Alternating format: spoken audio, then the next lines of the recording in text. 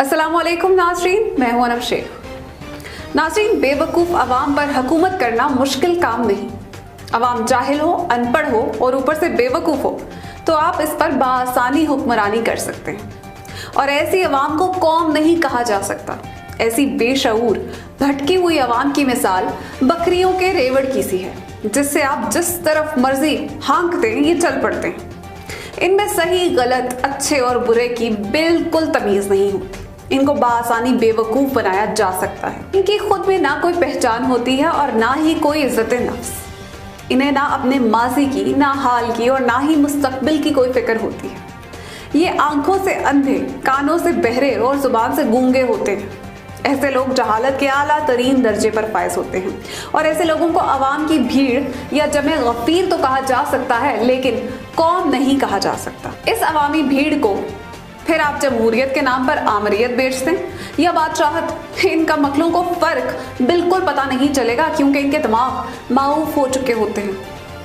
पाकिस्तान में भी अवाम का एक तबका ऐसा पाया जाता है जिसको नस्ल दर नस्ल गुलाम बनाया गया।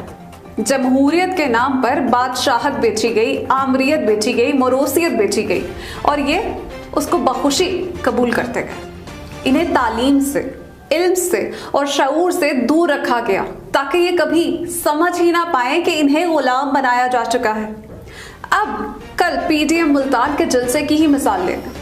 एक 27 साला बच्ची जिसको ठीक से उर्दू तक नहीं बोलनी आती, जिसने अपने आरामदेह और पुरआसाइश महल से बाहर निकलकर कभी देखा ही नहीं कि दुनिया कैसी दिखती है, जिसको ये मालूम ही नहीं कि गरीब 2 वक्त की रोटी कमाने के लिए कितना खून और कितना पसीना एक करता है, जिसको मालूम ही नहीं कि आटे दाल का भाव क्या होता है।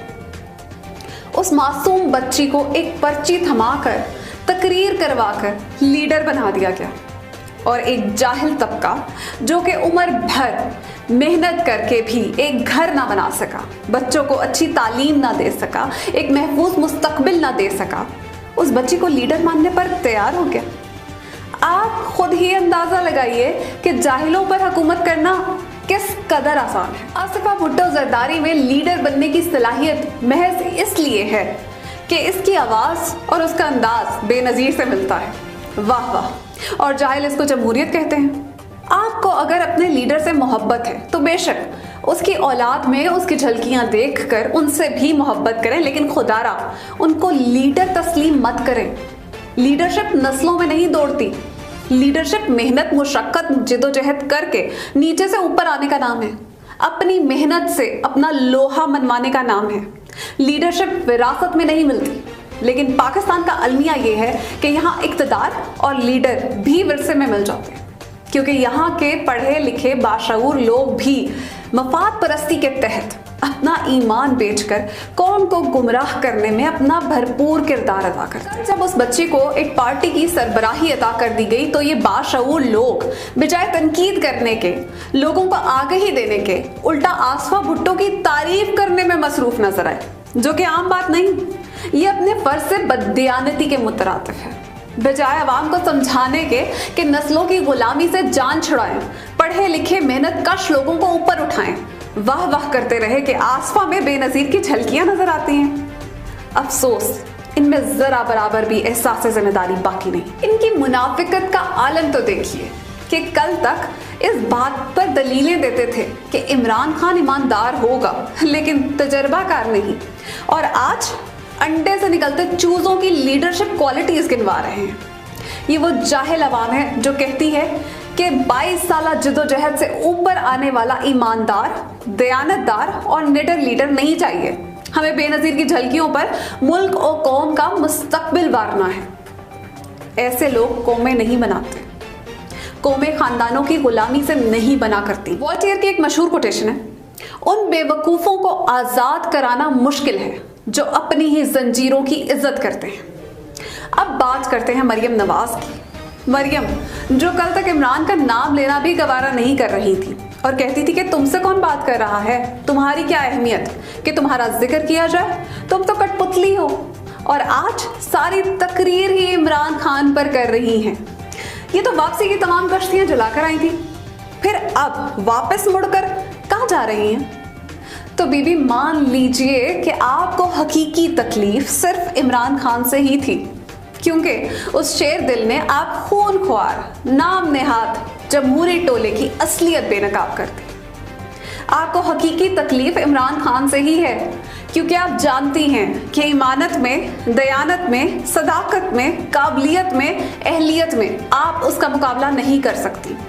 आप जानती हैं कि उसने अपने जोरे बाजू पर इस मुल्क को दरिंदों से निजात दिलाई, और आप जानती हैं कि वाकई बंदा ईमानदार है। सारी जिंदगी रिस्क हलाल कमाकर खाने वाला बंदा ईमानदार है। क्रिकेट की दुनिया में चैंपियन कहलाने वाला बंदा ईमानदार है। कैंसर अस्पताल से नमल यूनिवर्सिटी तक नामुमकिन ख्वाब की ताबीर बनाने वाला बंदा ईमानदार है। मालदार बीवी की बेशबहा दौलत को ठोकर मारकर अपना वकार बुलंद करने वाला बंदा ईमानदार है। 22 साल जद्दोजहद करके फर्श से अर्श तक आने वाला बंदा, अपना लोहा मनवाने वाला, अपनी काबिलियत के दम पर वजीर आजम कहलाने वाला बंदा ईमानदार है। पाकिस्तान की डूबती कश्ती को किनारे लाने वाला बंदा ईमानदार है। पाकिस्तान की मईशत का पहिया घुमाने वाला बंदा ईमानदार है। और इस पर आपका चढ़ाया गया कर्ज उतारने वाला बंदा ईमानदार है। आलमी सतह पर पाकिस्तान को आपकी बख्शी हुई जिल्लत को इज्जत में तब्दील करने वाला बंदा ईमानदार है। पूरी दुनिया में आपके दोस्त भारत को जलील और रुसवा करने वाला बंदा ईमानदार है। आप जैसों को इक्तदार की कुर्सी से उतार कर आला अदलिया से नाअहल करवाने वाला और सजाएं दिलवाने वाला बंदा ईमानदार है। और यकीन जानिए, आपकी तकलीफ और चीखो पुकार भी इस बात की निशानदही करती है कि बंदा वाकई ईमानदार है। नाजरीन, किस्सा मुख्तसर, ये 11 जमाते मुनाफिकीन का वो टोला है जो खुद तो कोरोना से डर कर छुप जाते हैं, लेकिन अवाम को अपने मफाद के लिए कोरोना के रहमो करम पर छोड़ देते हैं। लेकिन ये भूल जाएं कि अवाम अब इनकी जालसाजियों में फंस जाएगी, और इसका अंदाजा आप पीडीएम मुल्तान के फ्लॉप जलसे से लगा लो। जितनी अवाम जलसे में आई थी, इससे ज्यादा तो शादियों में आ जाते हैं। तो अब इनके जलसों में आई अवाम से और इनके पैगाम से अंदाजा लगा लें कि इनके मकासद पाकिस्तान के कितने हक में हैं और कितने खिलाफ। वो वक्त करीब है जब अवाम इनके जलसों में सपोर्ट करने नहीं, अपना एहतजाज रिकॉर्ड कराने आएंगे। तो जी नाजरीन, ये थी पीटीएम के मुल्तान जलसे की रोदाद। अपना ख्याल रखिएगा। पाकिस्तान जिंदाबाद।